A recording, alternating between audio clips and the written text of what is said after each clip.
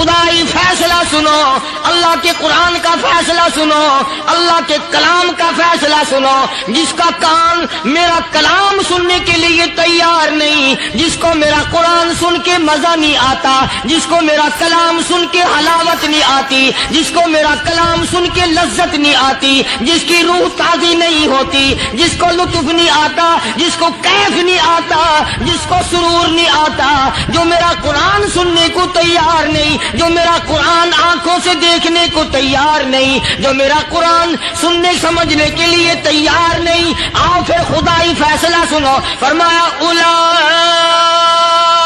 کالانعام۔ بسم اللہ الرحمن الرحیم۔ السلام علیکم دوستو، پھر ہم آپ کے لیے قاری حنیف صاحب ملتانی رحمۃ اللہ علیہ کا بیان لے کر آئے ہیں، تو ناظرین کرام اس بیان کو پورا سنیں، انشاءاللہ ضرور فائدہ ہوگا۔ تو چلیے دوستو، ہم آپ کو بیان کی طرف لے کر چلتے ہیں۔ اللہ نے فرمایا جمعے کا دن قیامت کی نشانی ہے۔ قیامت کا دن جس دن قائم ہوگا جمعہ ہی ہوگا۔ آج جمعہ تفریح کا دن ہے، آج جمعہ جوئے کا دن ہے، آج جمعہ شراب پینے کا دن ہے، آج جمعہ کھیل تماشا بے حیائی بدماشی کا دن لوگوں نے بنا لیا۔ ایک ہمارا ماحول ہے، آپ ذرا توجہ فرمائیں۔ جمعے کے دن فلموں میں رش ہے، جمعے کے دن سینما کے ٹکٹ کا رش ہے، جمعے کے دن VCR بہت زیادہ چلتے ہیں، جمعے کے دن ٹیلی ویژن پہ بڑا رش ہوتا ہے، جمعے کے دن بدماشی ہے، جوا ہے، بے حیائی، زیادہ سے زیادہ بے حیائی جمعے کے دن ہوتی ہے۔ حالانکہ حضور کریم صلی اللہ علیہ وسلم نے فرمایا جمعے کے دن ایک گھڑی ایسی آتی ہے جو مانگو وہی ملتا ہے، جس حال میں کچھ کوئی مشغول ہوگا وہی اس کی زندگی کا مستقل ذریعہ بن جائے گا۔ کون سمجھائے تمہیں؟ کس کے اندر طاقت اور جرت ہے کہ قوم کے دھارا پھیر سکے اور قوم کے رخ کو پھیر سکے؟ کون پھیر سکتا ہے؟ اس لیے قرآن کریم نے بار بار للکارا اور فرمایا افلم یہد لہم کم اہلکنا قبلہم من القرون۔ کرنے والوں، بدماشی کرنے والوں، بغیرت کمینوں، باداؤ، جب میرا قہر جوش میں آئے گا پھر ایک دو کو نہیں، پھر بستی کی بستی، ملک کے ملک اجاڑ کے رکھ دوں گا۔ افلم یہد لہم کم اہلکنا قبلہم من القرون۔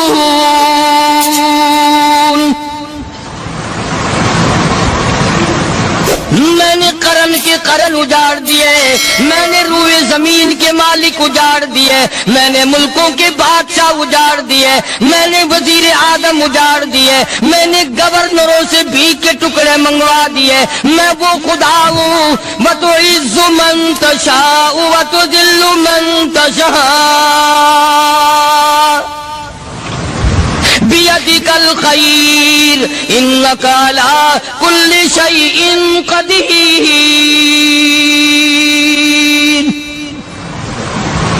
سارا نظام میرے ہاتھ میں ہے۔ تبارک الذی بیدہ الملک، برکتیں میرے پاس ہے، رحمتیں میرے پاس ہے، خیر میرے پاس ہے، بھلائی میرے پاس ہے، سلامتی کے خزانے میرے پاس ہے، امن کے خزانے میرے پاس ہے۔ وہو علی بیدہ الملک، ملک میں راج میرا، وہو علی کل شیء قدیر۔ ذرے ذرے پہ قبضہ میرا، پتے پتے پہ قبضہ میرا، پہاڑ کی ایک ایک کنکر پہ قبضہ میرا، سمندر کے قطرے قطرے پہ قبضہ میرا۔ تو ہوتا کون ہے عقل کرنے والا؟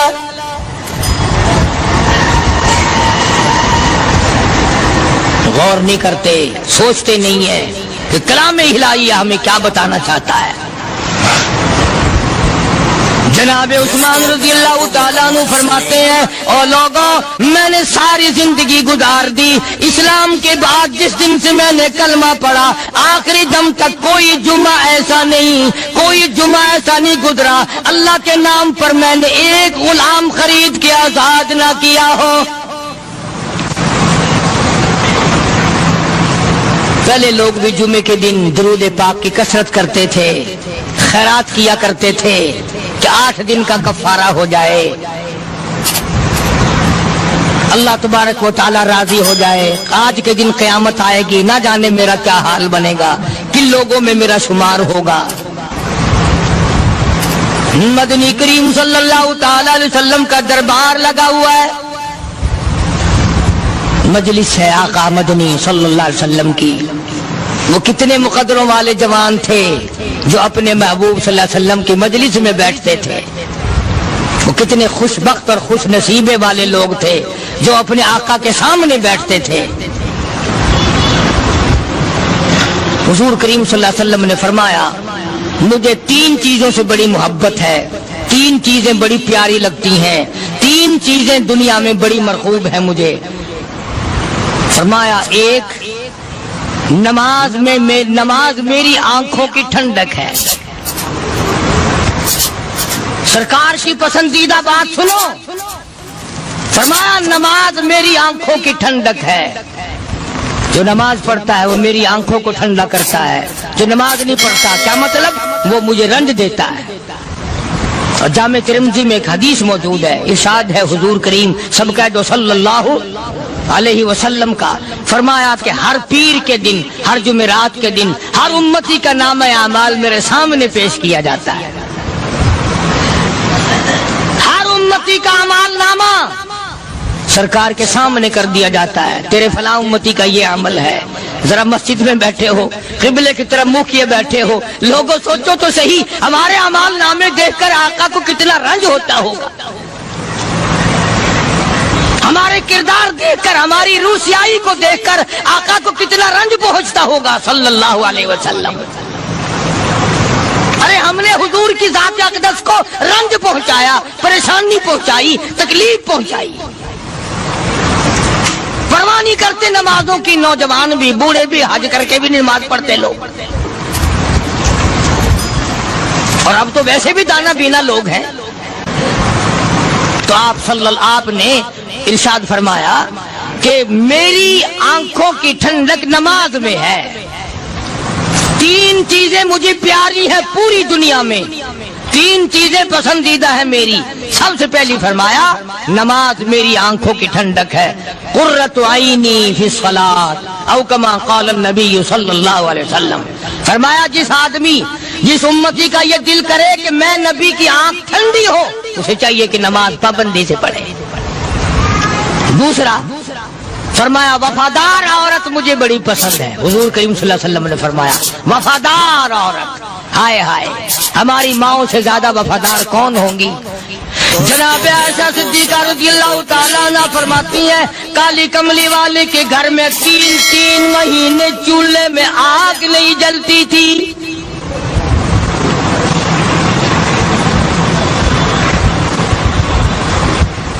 دوسروں کے واسطے ہے سیم و زر و گوہر، اور اپنا یہ حال ہے کہ چولہا ہے بجھا ہوا۔ جناب عائشہ صدیقہ رضی اللہ تعالیٰ عنہ فرماتی ہیں ہمیں 24 گھنٹے میں 1 پانی کا پیالہ اور 1 کھجور کا دانہ ملا کرتا تھا۔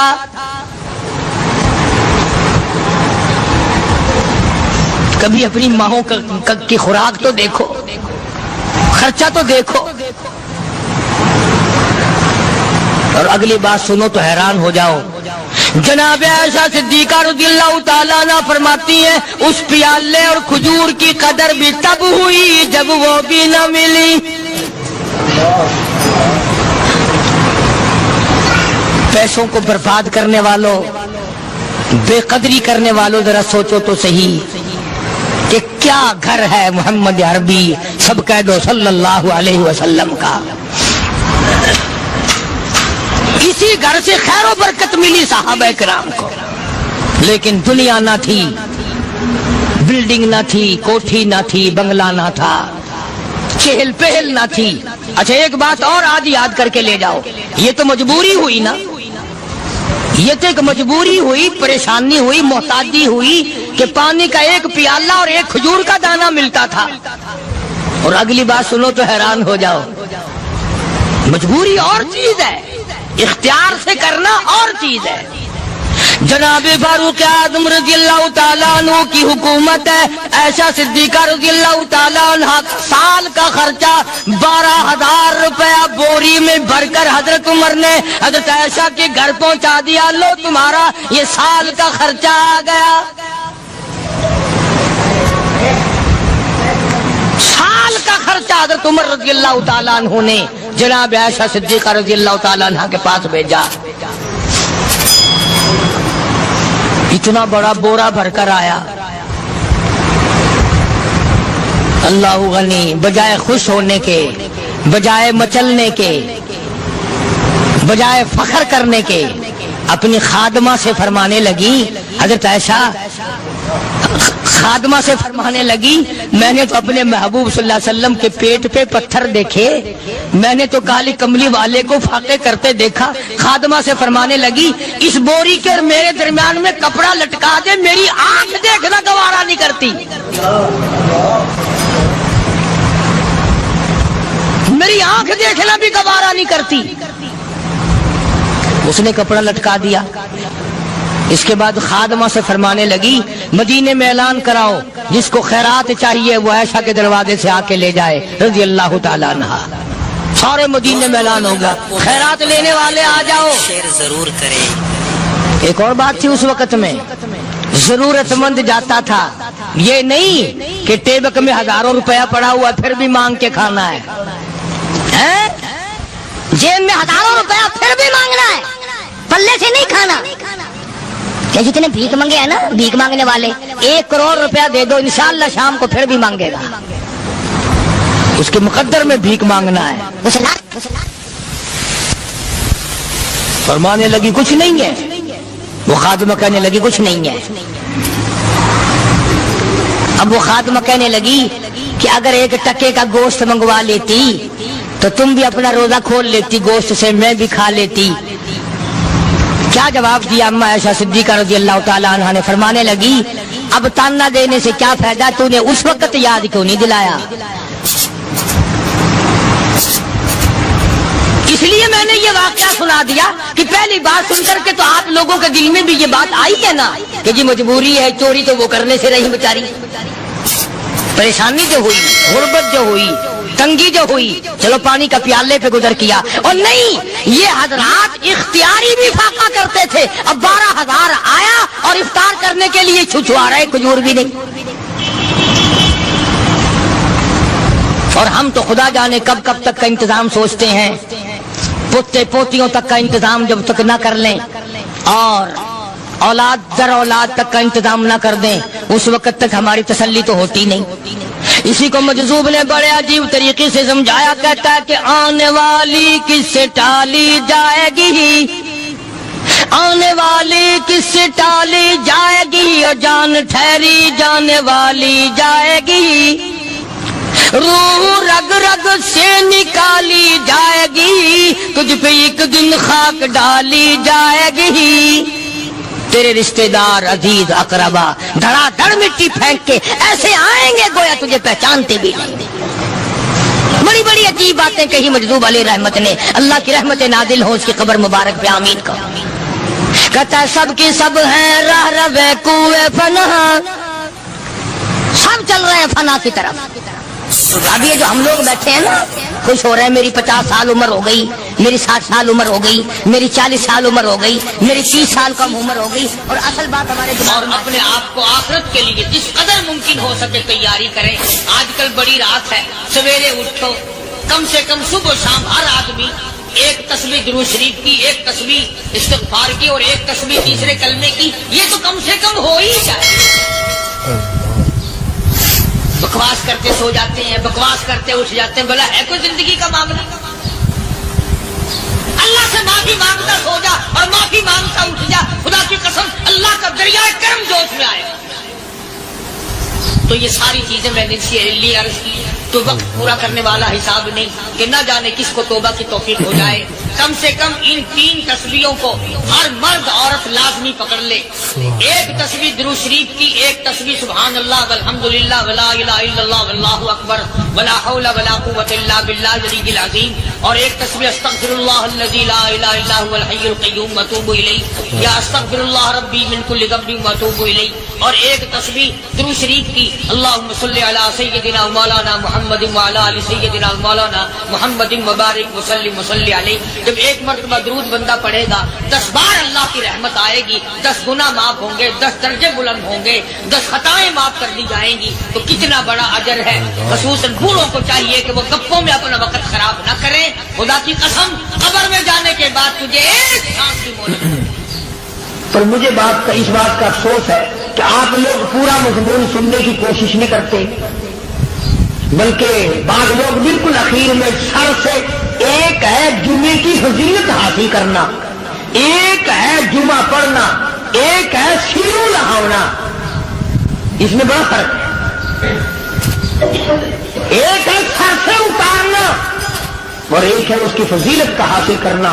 حدیث پاک میں آتا ہے کہ جمعے کے دن فرشتے دروازے پہ کھڑے ہو کر کے حاضری لگاتے ہیں۔ ہاں، اللہ سارے مل کی ٹیکسٹائل مل کی حاضری کا تو پتا ہے، مسجد کی حاضری کا کوئی پتا نہیں۔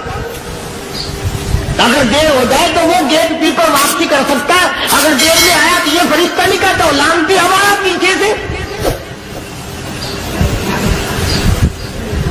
بہت مدت کی بات ہے، علامہ یوسف بن نور رحمۃ اللہ علیہ زندہ تھے، میں کراچی تھا، تو حضرت نے مجھے فرمایا کہ جمعہ ہمارے یہاں پڑھا دو اب کے۔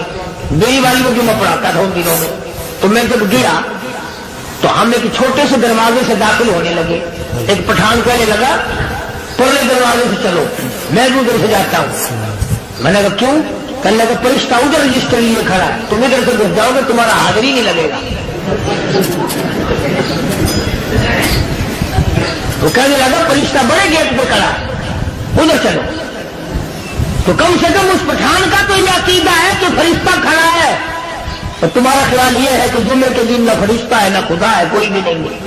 اس لیے سیرت النبی صلی اللہ علیہ وسلم کا عنوان شروع ہوگا، وقتی آؤ پورا مضمون سنو تاکہ لطف آئے، دل و دماغ بنے۔ اور عقیدہ میں نے تمہیں بتا دیا، لا الہ الا اللہ، خدا کے سوا الہ کوئی نہیں، مشکل کشا کوئی نہیں، پیدا کرنے والا کوئی نہیں، فصل میں، دکان میں، کارخانے میں اس کے سوا برکت دینے والا کوئی نہیں۔ اور یہ بات بتائی کس نے؟ محمد الرسول اللہ صلی اللہ علیہ وسلم، ہمارے نبی حضرت محمد الرسول اللہ صلی اللہ علیہ وسلم نے ہمیں یہ بات بتائی، خدا کے بعد خدا کوئی نہیں، مصطفیٰ کے بعد نبی کوئی نہیں، حضور صلی اللہ علیہ وسلم کے بعد کوئی کسی قسم کا جو نبوت کا دعویٰ کرے وہ کافر ہے، دجال ہے، بے ایمان ہے، وہ خنزیر سے بدتر ہے جو نئے آقا کے ختم نبوت کے تاج کو ہاتھ لگائے گا۔ فرمایا لہم قلوب لا یفقہون بہا، اللہ پاک جل شانہ فرماتے ہیں جس کا دل قرآن کریم سمجھنے کا عادی نہیں، لہم قلوب لا یفقہون بہا، جس کا دل قرآن سمجھنے کے لیے تیار نہیں، وَلَهُمْ أَعْيُنٌ لَا يُبْصِرُونَ بِهَا، جس کا کان اللہ کا قرآن سننے کے لیے تیار نہیں، أَمْ لَهُمْ آذَانٌ لَا يَسْمَعُونَ بِهَا، أَمْ لَهُمْ آذَانٌ يَسْمَعُونَ بِهَا، جس کا کان خدا کا قرآن سننے کو تیار نہیں۔ خدائی فیصلہ سنو، اللہ کے قرآن کا فیصلہ سنو، اللہ کے کلام کا فیصلہ سنو۔ جس کا کان میرا کلام سننے کے لیے تیار نہیں، جس کو میرا قرآن سن کے مزہ نہیں آتا، جس کو میرا کلام سن کے حلاوت نہیں آتی، جس کو میرا کلام سن کے لذت نہیں آتی، جس کی روح تازی نہیں ہوتی، جس کو لطف نہیں آتا، جس کو کیف نہیں آتا، جس کو سرور نہیں آتا، جو میرا قرآن سننے کو تیار نہیں، جو میرا قرآن آنکھوں سے دیکھنے کو تیار نہیں، جو میرا قرآن سننے سمجھنے کے لیے تیار نہیں، آؤ پھر خدائی فیصلہ سنو۔ فرمایا اولئک کالانعام،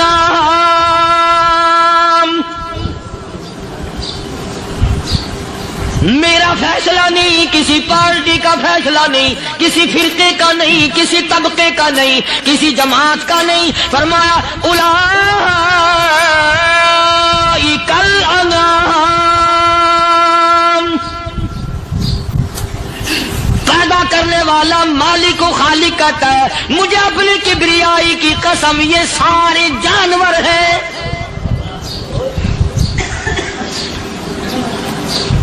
یہ سارے کے سارے جانور ہیں، یہ درندے ہیں جو ایک دوسرے کو چیر پاڑ کر کھاتے ہیں، یہ درندے ہیں جو ایک دوسرے کا خون پیتے ہیں۔ فرمایا بل ہم اضل، جانوروں سے بھی بدتر۔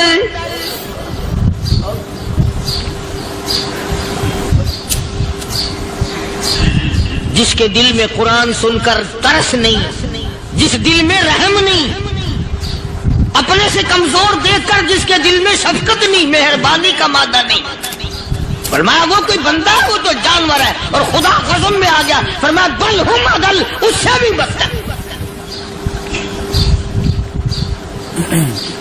اللہ والے جو ہیں وہ ان خصلتوں کو دور کراتے ہیں، اور وہ آدمی کے مزاج اور دل میں سے ایسی چیزیں نکالتے ہیں جو اس کی بربادی کا ذریعہ بنتا ہے۔ دل کی بیماریوں کا کسی کو فکر نہیں، بخار ہو جائے آپ چڑھ جائے آپ کو پتہ چل جاتا ہے، نزلہ ہو جائے آپ کو پتہ چل جاتا ہے، کھانسی ہو جائے پتہ چل جاتا ہے، دل کی بیماریوں کا کیا پتہ چلے؟ صحابہ اکرام رضوان اللہ تعالی علیہم اجمعین کی جماعت کے اللہ پاک کے محبوب حضرت محمد الرسول اللہ صلی اللہ تعالی علیہ وسلم نے دلوں کی صفائی کی پہلے لوگ جھونپڑیوں میں کچے کوٹھوں میں رہتے تھے، نہ اتنی صفائی تھی نہ اتنی ترقی تھی۔ آج برتنوں کی صفائی دیکھو، کپڑوں کی صفائی دیکھو، مکان کی صفائی دیکھو، رات دن بس اسی دھندے میں لگے ہوئے، سارا دن برتن دھونے سے فرصت نہیں، سارا دن کپڑوں کے بناؤ اور سنوار میں فرصت نہیں۔ تو اللہ والے ایسے موقع پر بڑی عجیب بات کہتے ہیں، وہی مجذوب ہے، مجذوب علی رحمت کہتے ہیں بظاہر تو ہر شے میں بے حد صفائی، بظاہر تو ہر شے میں بے حد صفائی، مگر دل میں ہے گندگی انتہائی۔ بظاہر تو ہر شے میں چہرے کی صفائی، بدن کی صفائی، نہ جانے کتنی قسم کا صابن ہے، نہ جانے کتنی قسم کے پاؤڈر ہے، نہ جانے کتنی قسم کے شیمپو ہیں، نہ جانے کتنی قسم کے کپڑے ہیں، کیا چال ڈھال ہے، کیا نئے نئے ڈیزائن ہے۔ مجذوب کہتا سب کچھ دیکھ لیا، بظاہر تو ہر شے میں بے حد صفائی، مگر دل میں ہے گندگی انتہائی۔ جس یار کی بیٹھک میں بیٹھ کے کھانا کھایا، جس رشتہ دار کی بیٹھک میں بیٹھ کے کھانا کھایا، اسی کی بہن کو دیکھ کر آبرو پہ ڈاکہ ڈالنے کا پروگرام ہے۔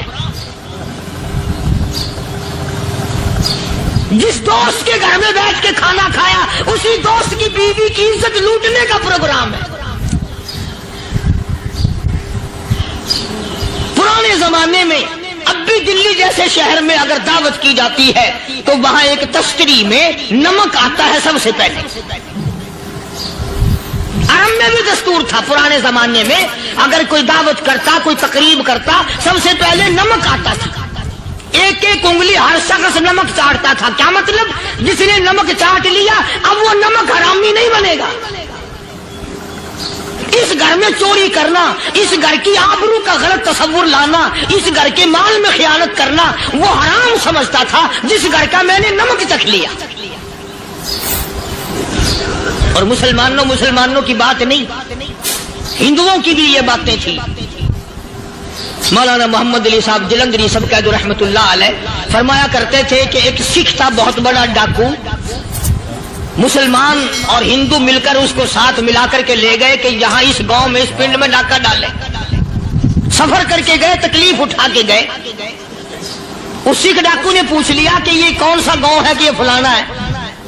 اچھا سارے کے سارے یہ تلاش کرو، یہ سوچ بچار کرو، اپنے پنڈ کی، اپنے علاقے کی، کسی مسلمان کی، کسی ہندو کی، کسی سکھ کی، کسی چوڑے چمار کی اس گاؤں میں لڑکی تو نہیں؟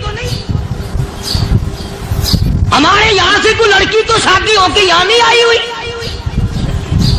उन सारों में से कहने लगा कि हमारे भंगी की लड़की जमादार की यहाँ आई हुई है। कहने लगा वापिस चलो, बेटी बेटी है, चाहे भंगी की हो या नवाब की हो। अरे कल बेटी का डोला दिया था कि धक्का डालेंगे, शर्म नहीं आएगी?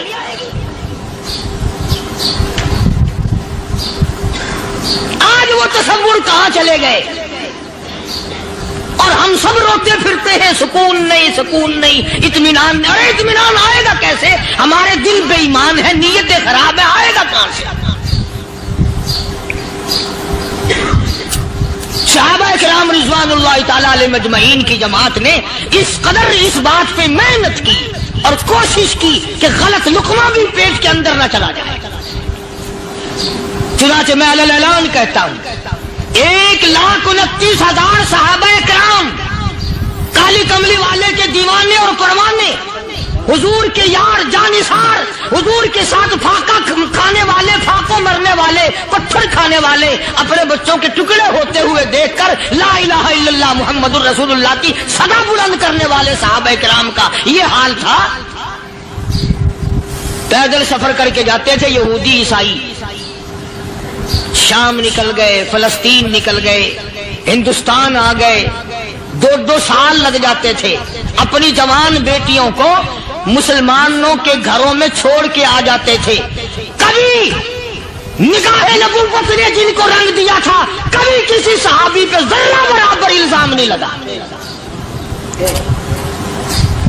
उन यहूदियों का, उन ईसाइयों का यह अकीदा था कि मोहम्मद सल्लल्लाहु अलैहि वसल्लम के जो गुलाम हैं, इनकी निगाह भी पाक है, इनके दिल भी पाक हैं, इनके इरादे भी पाक हैं, इनके हाथ भी पाक हैं।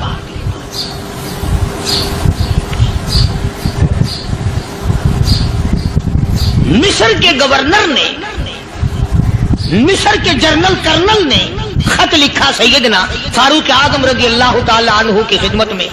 दौरे खिलाफत है हजरत फारूक आजम का। क्या खत लिखा कि हुजूर मुझे काफी वक्त गुजर गया है और फला इलाके में आपके हुक्म से हमने जाना है और रास्ता सिर्फ एक है और उस रास्ते में जाल बिछा दिया गया। अब मुझे मशवरा दें, मैं क्या करूं, हुक्म दें मुझे।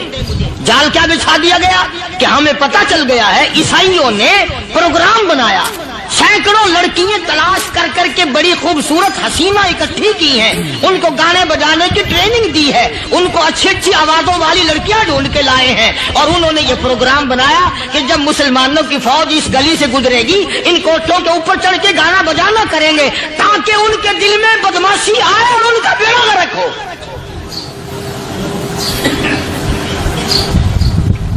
कभी काफिर का यह अकीदा था कि मुसलमान का दिल बिगड़ा तो ये गया, इसकी नीयत में खराबी आई और ये तबाह हुआ। जनाबे फारूक आज़म रज़ियल्लाहु ताला अन्हु ने उसे ये खत ने लिखा कि तू कुरान पढ़ा कर, तू नफिल पढ़ा कर। अमीरुल मोमिनीन खलीफतुल मुस्लिमीन सैयदना फारूक आज़म रज़ियल्लाहु ताला अन्हु ने अपने जनरल कर्नल को खत लिखा कि इसमें लंबी चौड़ी फिक्र की कोई बात नहीं, इसमें कोई परेशानी वाली बात नहीं, कोई सोचो विचार वाली बात नहीं। सारे तेरी फौज में, तेरी कमान में मुसलमान है, सबको इकट्ठा कर ले, सारों को इकट्ठा करके कुरान करीम के सूरत नूर की 2 आयतें सुना दे।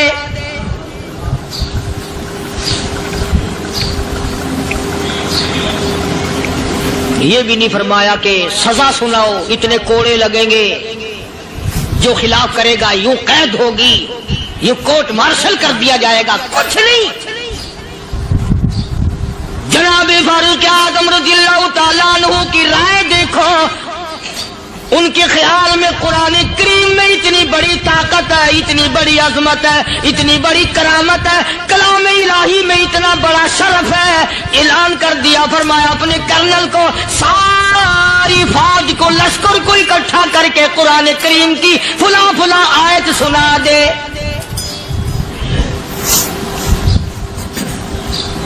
और उसके बाद बेधड़क फौज को, लश्कर को उसी रास्ते से गुजार के ले जा, बेधड़क ले जा। हाय, कभी कुरान की 2 आयतों से काम बन जाता था, अब सारे कुरान से मेरा तेरा काम नहीं बनता। कसूर कुरान का नहीं है, ये मेरा तेरा है। یہ تو اتنی وفادار کلام ہے، اتنی پاک کلام ہے، خدا کی قسم ہزاروں رجسٹروں کے گتے، ہزاروں چائے کے ڈبے، ہزاروں مٹھائی کے ڈبے، لاکھوں کروڑوں دوائیوں کے ڈبے گندے نالوں پہ، کوڑیوں پہ، روڑیوں پہ پڑے ہیں، اور جس گتے نے قرآن کے ساتھ یاری لگا لی، خدا کی قسم کوئی آدمی بغیر وضو اس گتے کو بھی ہاتھ نہیں لگا سکتا۔ ہزاروں نہیں لاکھوں کپڑے مارکیٹ میں پڑے، پر جس کپڑے نے قرآن سے یاری لگا لی، جو کپڑا جسدان بن کر قرآن پہ چڑھ گیا، لوگ اس کو بھی چومتے ہیں، اور چومنا چاہیے۔ یارو کپڑے نے قرآن سے یاری لگائی تو کپڑا عظمت والا بن گیا، گتے نے یاری لگا لی تو گتا بن گیا۔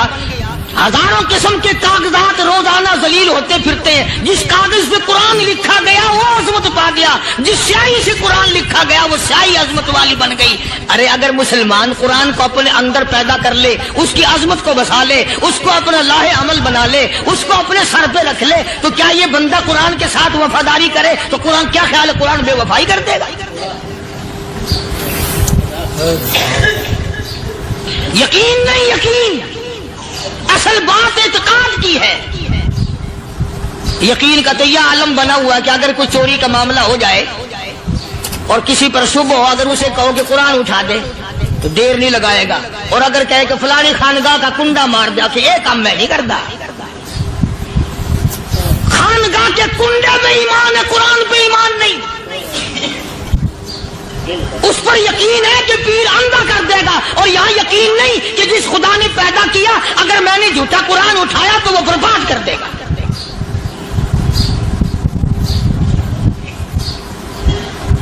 عجیب عجیب لوگ۔ چنانچہ مصر کے کرنل نے، مصر کے جنرل نے ساری فوج کو اکٹھا کر لیا۔ اس نے بھی یہ بات تو نہیں کہی کہ فاروق اعظم کو دوبارہ خط لکھتا کہ حضرت یہ تو 2 آیتیں آپ نے لکھی، یہ تو سارا قرآن روز پڑھتے ہیں، پر بنے گا کیا؟ جیسے فاروق اعظم کا یقین تھا، فاروق اعظم کی فوج کے کرنل کا بھی یقین ہے، فاروق اعظم کے فوج کے جنرل کا بھی یقین ہے۔ اس نے ساری فوج کو اکٹھا کیا، لشکر کو جمع کیا، اور اس کے بعد کہنے لگا قل للمؤمنین یغضوا من ابصارکم وَيَحْفَظُوا فُرُوجَهُمْ ذَلِكَ أَزْكَىٰ لَهُمْ إِنَّ اللَّهَ خَبِيرٌ بِمَا يَصْنَعُونَ۔ او لوگو، خدا تمہیں کہتا ہے اپنی آنکھوں کی حفاظت کرو، اگر تمہاری نظریں غلط جگہ پڑی اپنی عزت کی حفاظت کرو، اپنی آبرو کی حفاظت کرو، اگر غلط نظریں پڑی، غلط استعمال ہوئی، ان اللہ خبیر بما یصنعون۔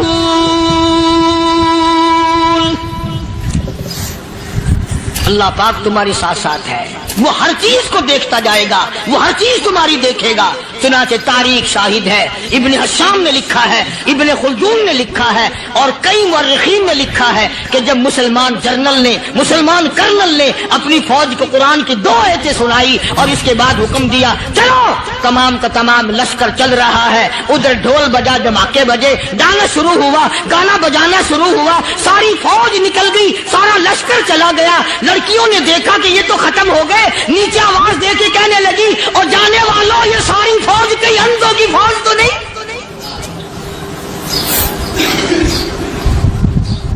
یہ حسن کا نظارہ اور یہ ڈانس اور یہ آواز، ہم ناچ ناچ کے تھک گئی، کوئی سر نہیں اٹھاتا۔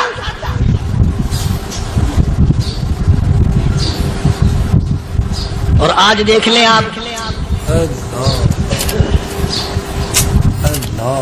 ہر گھر کے اوپر وہ لگا ہوا ہے ایریل، لعنت کا ایریل لگا ہوا ہے، لعنت کا ایریل۔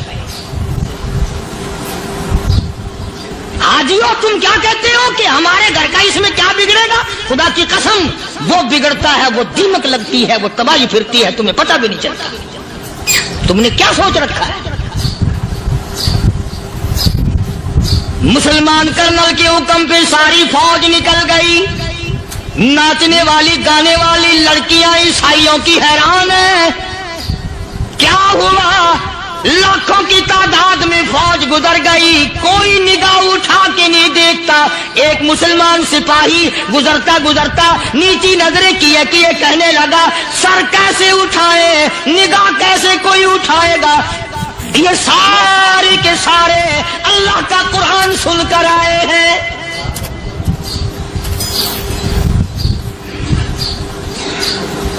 कैसे कोई निगाह उठाएगा, कैसे कोई सर को उठाएगा। ये सारे के सारे अल्लाह का कुरान सुनकर आए हैं। उनका अमल हुआ ना कुरान पे, उनके अमल का कितना बड़ा असर पड़ा। मुर्रिखीन ने लिखा, इब्ने हिशाम लिखता है, ईसाई लड़कियों ने छलांगे लगा दी, कोठे से नीचे आ गई, कहने लगी आम मुसलमानों वो कुरान हमें भी सुना के जाओ जिसमें इतनी स्पिरिट है, इतनी ताकत है, जो हुस्न के नजारे से रोक दे, जो गाने बजाने से रोक दे। ये तो आदमी के दिल का सुकून है, न गाना सुनते हो न हुस्न का नजारा करते हो। जाते वाले यूं ना जाओ, हमें भी वो कुरान सुना के जाओ।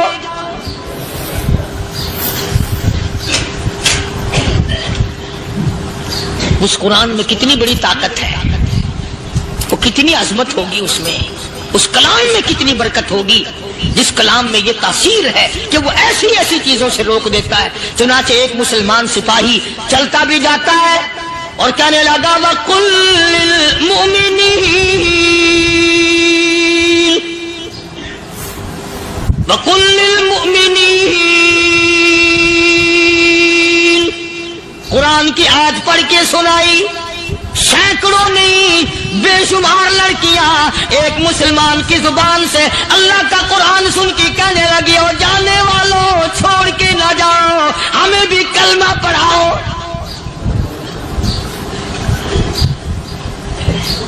जितनी भी वो नाचने गाने वाली थी तमाम की तमाम कलमा पढ़कर मुसलमान बन गई। और मुर्रिखीन ने लिखा है, आखिरी दम तक कुरान की शादाई और दीवानी बन के गुजरी है। फिर वो लड़कियां जो रात दिन हुस्न जमाल का पैकर बनी रहती थी, उलमा ने लिखा है जब मौत आई, एक एक के बदन में कपड़े लिबास में मौत आई तो 50-50 टाटी लगी हुई।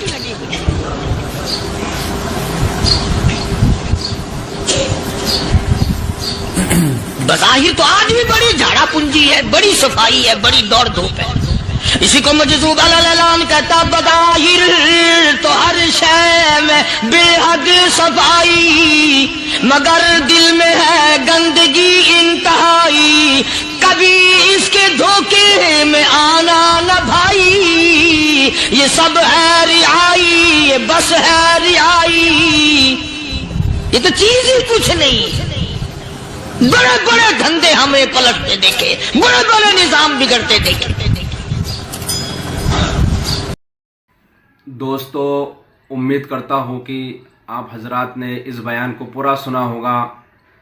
बयान कैसा लगा कमेंट में ज़रूर बताना और अपने दोस्तों और रिश्तेदारों को शेयर ज़रूर करना।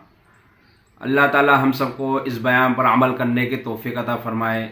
तो दोस्तों, फिर मिलते हैं अगली वीडियो में। जब तक अपना ख्याल रखिए, हमें दुआओं में याद रखिए। अस्सलामु अलैकुम वरहमतुल्लाहि वबरकातुहू।